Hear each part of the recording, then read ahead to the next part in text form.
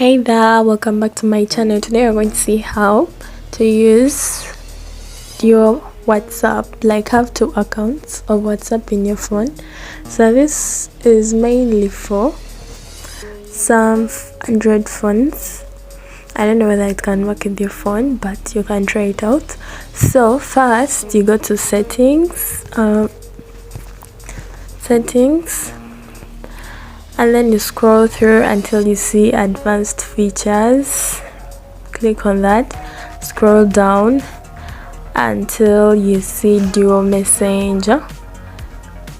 Tap on that, and then as you can see, it will show the apps which allow separate accounts. So you can use two separate accounts for the same app. We have WhatsApp, Snapchat, Telegram, Messenger. So the supported apps will appear here. So you want WhatsApp, you tap on that, it says install second WhatsApp app. You'll be able to use a different account in the same second app. So you click on install. So as you can see, second WhatsApp installed.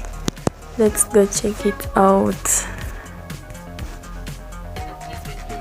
So as you can see, different WhatsApp has been installed, and as you can see, you can use a different account for this.